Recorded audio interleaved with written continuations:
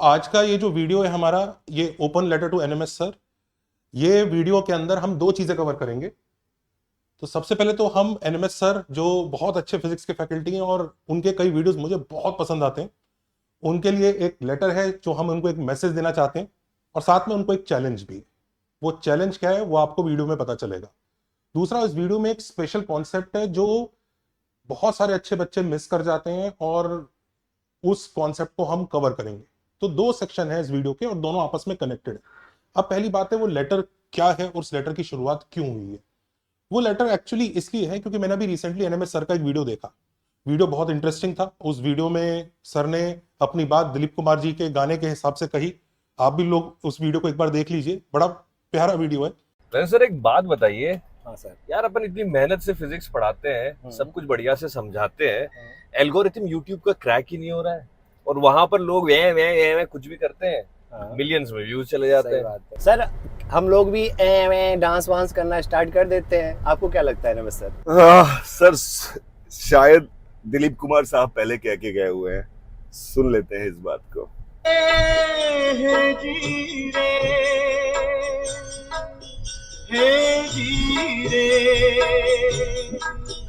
हे रामचंद्र कह गए सिया से, रामचंद्र कह गए सिया से, ऐसा कल युग आएगा, हंस चुगेगा दाना दुन का, हंस चुगेगा दाना दुन का, कौआ मोती खाएगा।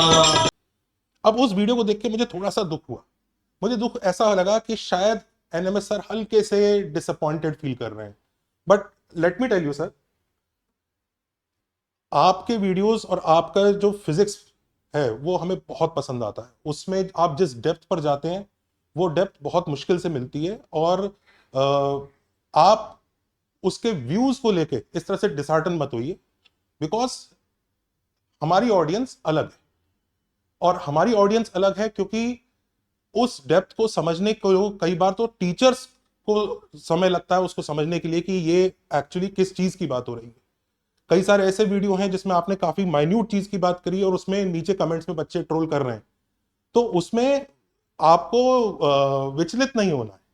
उसमें आपको यह समझना है कि जो ऑडियंस जिसके लिए आप बना रहे हैं उस तक वो वीडियो पहुंच रहे हैं। इनफैक्ट मैं तो हैरान हूं कि उस क्वालिटी के वीडियोस के, या मैं भी, हम लोग भी जब उस तरह के वीडियोस बनाते हैं तो हमारी रीच भी 5-6 हजार 7 हजार 8 हजार बच्चा पहुंच देख लेता है। इतने लोग भी हैं ऐसे। दूसरी बात, जो बाकी लोग हैं जिनके बहुत सारे व्यूज हैं, जिनको अब कहा गया वो है करके पढ़ा रहे हैं, वो भी कौवा नहीं है। देखिए, हर कंटेंट क्रिएटर यानी जो बच्चों को पढ़ा रहे हैं हम लोग, सबका अपना अपना रिक्वायरमेंट है। So there is definitely a requirement and there is definitely an audience which appreciates कि सब्जेक्ट को एक हल्के फुल्के तरीके में निकाल दिया जाए, कवर किया जाए, and something we can not, जब तक हम ये सोचते रहेंगे कि वो लोग से जो कर रहे हैं वो गलत है, तो हम लोग भी अप्रिशिएट करके उसको समझ नहीं पाएंगे। So everybody is doing a fantastic job in their own domain, in their own style. हमारा स्टाइल वो कंटेंट और उसकी डेप्थ है, किसी और का स्टाइल एक डिफरेंट तरह का एंगेजमेंट भी हो सकता है, और उसमें कुछ नहीं है। इनफैक्ट कई लोग ये कमेंट करते हैं कि शेर व शायरी की जा रही है क्लास में, मुझे तो उसमें भी कोई दिक्कत नजर नहीं आ रही है। अगर शेर व शायरी की वजह से बच्चे एंगेज हो रहे हैं क्लास में, दैट इज ओके। इनफैक्ट आप भी ये सोचिए, ये जो आपके साथ दिक्कत हो रही है हमारे चैनल के साथ भी हो रही है। हम लोग खूब एक एक वीडियो इतने जबरदस्त एफर्ट और इतनी मेहनत के साथ बनता है। बीच में कंट्रोवर्सी हुई, एक बहुत बड़े एक फेमस एजुकेटर और एक स्टूडेंट मेंटर जिनका अपना यूट्यूब चैनल है, जो यूट्यूब चैनल काफी पॉपुलर है, जिनको सब 247 बोल रहे हैं, उनके बीच में कंट्रोवर्सी हुई। तो सबने वीडियोस बनाए और सबने वीडियोस उस कंट्रोवर्सी के व्यूज के लिए बनाए। पर हम लोगों ने क्या किया, हम लोगों ने वो चीज ढूंढी जहां पर दोनों फैकल्टी और उन्होंने जो मेंटर है, उन दोनों ने सेम कॉन्सेप्ट को गलत पढ़ाया है। तो सोचिए उसको ढूंढने में कितना एफर्ट लगा होगा, और उसका सही कॉन्सेप्ट भी सिखाना। तो हमने वो चीज बनाया, तो हमारा एफर्ट लगा। अब उसमें कई बच्चों ने हमें भी ट्रोल किया कि ये है। अब ट्रुथ यही है कि कंट्रोवर्सी और हेट ना बहुत आगे जाती है, ये एल्गोरिदम ही इस पे बना है। तो इसमें आप जस्ट बिकॉज कि कुछ बच्चे या कुछ ऐसे नेगेटिव कमेंट्स कर रहे हैं या इस तरह की बात कर रहे हैं, आप ये मत सोचिए कि जो बाकी बच्चे आपको अप्रिशिएट करें, क्योंकि शायद अप्रिशिएट करने वाला बच्चा कमेंट लिखता भी नहीं होगा, वीडियो देखता होगा, सीखता होगा और फिर उसके ऊपर क्वेश्चंस वगैरह करता होगा। इनफैक्ट मैंने ऑब्जर्व किया कि डिबेट वगैरह करने की तो गुंजाइश बची ही नहीं है। अगर आपने किसी भी टीचर का नाम लिया तो लोग समझते हैं कि बस उस पर अटैक है, तो इसका मतलब क्या मैथ्स का डिस्कशन नहीं हो सकता? अगर हम रेस्पेक्टफुली अपनी बात को कहें तो क्या कोई डिस्कशन नहीं है? तो आपके कई वीडियोस में वो डिस्कशन की भी बात की गई, पर बच्चे शायद नहीं समझते। बट इसका मतलब ये नहीं है कि आपके वीडियोस की ऑडियंस आपको अप्रिशिएट नहीं करे। We all are appreciating you and we love your videos. And इसी में हम ये कहेंगे कि आप बस बढ़ते चलिए। हम मैथ्स में अच्छे अच्छे वीडियोस बना रहे हैं, आप भी अच्छे वीडियोस फिजिक्स में बना रहे हैं। एंड हमें दूसरे का स्टाइल को देखना ही नहीं है। दूसरे का स्टाइल अच्छा है, वो डेफिनेटली अच्छा है। ऐसा नहीं है कि आप उनके कई लेक्चर्स हम लोग देखेंगे।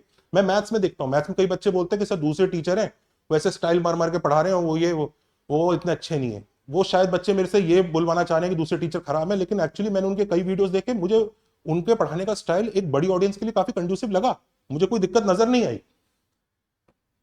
अब मेरे हिसाब से बच्चों को एंटरटेनमेंट और सब्जेक्ट दोनों मिलना चाहिए, तो शायद बच्चे अच्छे से उस चीज को पसंद करते हैं और समझते हैं। तो मैं आज के उसमें एक एंटरटेनमेंट और सब्जेक्ट की डेप्थ लेके आ रहा हूं। क्या लेके आया हूं? मैं आपको एक चैलेंज दूंगा, और चैलेंज आपके साथ ही इसलिए खेल सकते हैं क्योंकि आपकी जो सब्जेक्ट की डेप्थ है, मेरे को लगता है कि शायद उसमें मुकाबला और उसमें जो जुगलबंदी होगी, मजा आएगा। कि मैं एक स्पेशल कॉन्सेप्ट पढ़ाऊंगा जो बेनिफिशियल है जेईई एक्सपेरिमेंट्स के लिए। और जैसे पत्ता फेंकते हैं ना, मैंने ये पत्ता फेंका, आप भी एक पत्ता फेंक के दिखाइए, आप भी कुछ मजेदार बनाइए और मुझे बताइए, फिर मैं कुछ रिप्लाई करूंगा। इस तरह से कुछ हम सब्जेक्ट में कुछ ऐसा करते हैं कि देखिए देखते हैं किसमें ज्यादा मजा आ रहा है। तो आज का जो मेरा पत्ता मैं फेंक रहा हूं, वो location of roots for higher power के लिए फेंक रहा हूं। अब क्वाड्रेटिक के लोकेशन ऑफ रूट्स सब जानते हैं, पर जैसी बड़ी इक्वेशन आती है, उसकी हायर पावर की वाली इक्वेशंस के रूट्स होंगे, रियल रूट्स किधर होंगे, इसको लेके बच्चे कभी हम परेशान होते हैं। इनफैक्ट कई बच्चे तो क्वेश्चन ही छोड़ देते हैं। और हमें कैलकुलस वगैरह में कई बार आता है ऐसा कि यार इसके रूट्स हैं भी कि नहीं, क्या इसका रूट इससे बड़ा होगा कि नहीं। तो क्या हायर पावर में लोकेशन ऑफ रूट जैसा कुछ है? बिल्कुल है। ये जैसे एक इक्वेशन लेके आया हूं मैं हायर पावर की, 7 डिग्री इक्वेशन है। तो क्या हम इसके रूट्स के रियल रूट्स के बारे में कुछ प्रिडिक्ट कर सकते हैं कि अगर वो रियल रूट्स हैं तो कहां हैं, कितने बड़े हैं, कितने छोटे हैं? Is it possible to predict something? Yes, it is possible and there are many fundas. मैं उसमें जो सबसे प्यारा और इजी वाला है उसको लेके आया हूं बच्चों के लिए। जैसे यही जो इक्वेशन है, मैंने x की हाईएस्ट पावर का कोफिशिएंट 1 रखा है। अगर हाईएस्ट पावर का कोफिशिएंट 1 नहीं है किसी इक्वेशन में, तो आप उस कोफिशिएंट से डिवाइड करके उसका हाईएस्ट पावर का कोफिशिएंट 1 बना सकते हैं।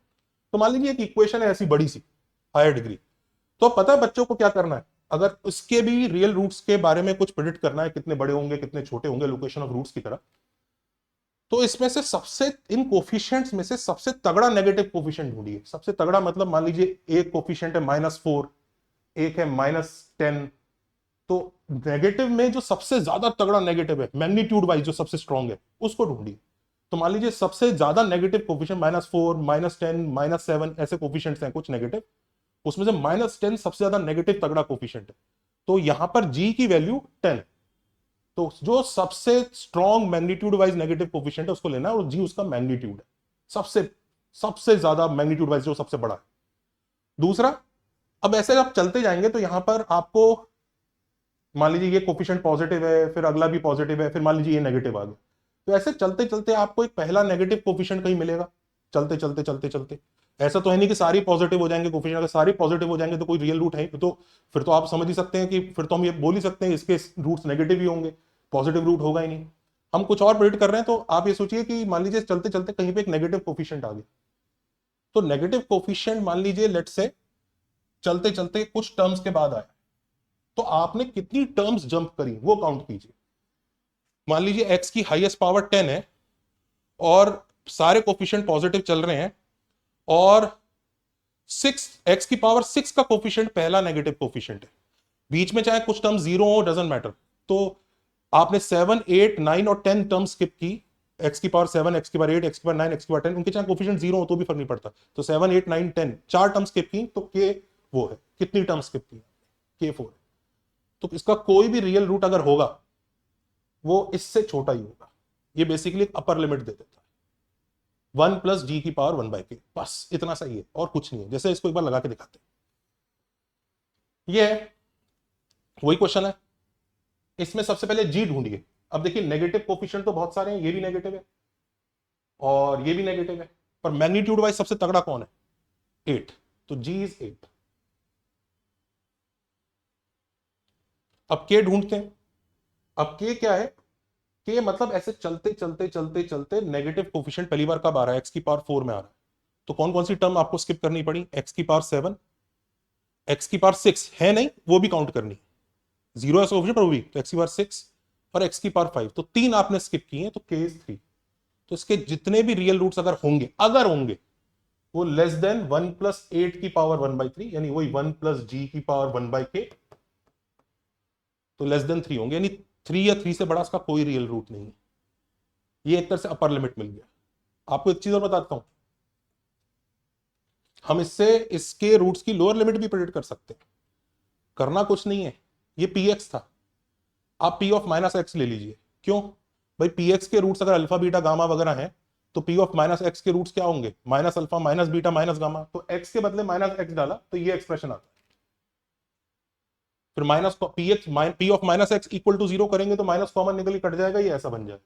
अब इससे बात करते हैं, इसमें g क्या है भाई? इसमें g है सबसे तगड़ा नेगेटिव कोफिशिएंट, वो इकलौता ही नेगेटिव है, तो 7। K ढूंढते हैं। इस तक पहुंचने के लिए हमने x की पावर 1, x की पावर 2, x की पावर 3, x की पावर 4, x की पावर 5, x की पावर 6, x की पावर 7 7 टर्म स्किप किए, तो K 7 है। तो इसके रियल रूट्स अगर होंगे तो लेस देन 1 प्लस 7 की पावर 1/7 से छोटे होंगे, और इसके रियल रूट्स जो होंगे वो इस वाली रूट्स के नेगेटिव होंगे। तो अब दोनों साइड माइनस से मल्टीप्लाई कर दूं तो माइनस ऑफ रियल रूट्स मतलब px के रियल रूट्स की बात हो रही है, तो px के real roots negative of -1 -7 raise power 1/7 इससे बड़े होंगे। तो आपको पता है एक्चुअली हमने दोनों तरफ से रूट्स को बांध दिया। कैसे बांध दिया? कि रियल रूट्स अगर होंगे इसके तो इससे बड़े और इससे छोटे होंगे।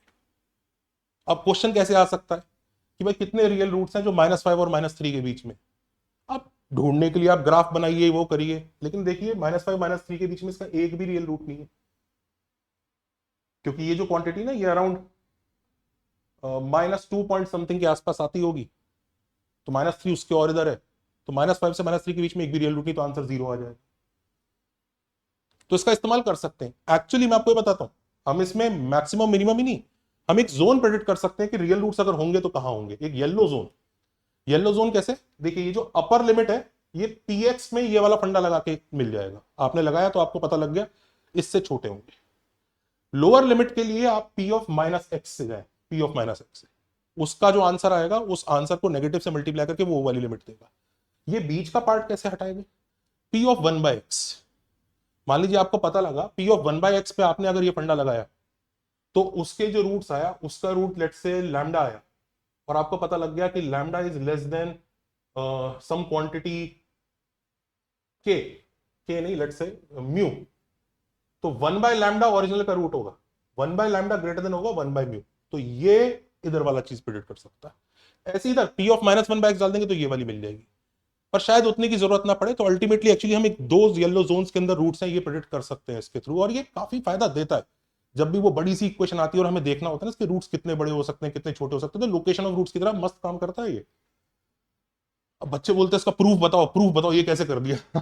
प्रूफ तो इसका इतना सिंपल है कि जेई मेंस का क्लास 11th का बच्चा भी कर सकता है, मतलब इसमें कोई बहुत बड़े फंडे नहीं लग रहे, आप खुद ट्राई कर लीजिए, you will be able to solve it. Class 11th का एक जेई मेंस पढ़ने वाला बच्चा, एडवांस भी नहीं कह रहा, इनफैक्ट इसने एनसीईआरटी भी पढ़ी है, वो भी ट्राई कर सकता है कि उसका कंसेप्ट लेवल अच्छा है तो, और इस तरह के क्वेश्चंस आपने किए भी हैं। अब ये होमवर्क है, तो इसमें कितने रियल रूट्स होंगे जो 4 टू इंफिनिटी होंगे ये चेक करके आपको बताना, और ट्राई कीजिएगा क्या आप ये फंडा लगा पा रहे हैं।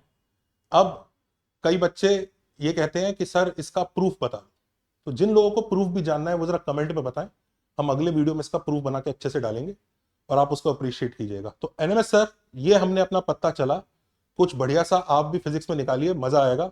मैंने केमिस्ट्री वाले एक सर से भी बात की है, वो केमिस्ट्री में पत्ता चलेंगे तो कुछ मजेदार सा बच्चों को मिलना चाहिए, बच्चों को लगना चाहिए कि वाओ ऐसा होता है जेई, ऐसी तैयारी होती है, ये नहीं बस हम लोग फॉर्मूला याद कर लेंगे हो जाएगा, मजा आना चाहिए। ठीक है, इसका प्रूफ बहुत मजेदार है, आप लोग ट्राई कर सकते हैं, ट्राई कीजिए, नहीं हो तो कमेंट्स में बताइएगा, मैं अगले वीडियो में बना के डाल दूंगा। Take care, bye bye.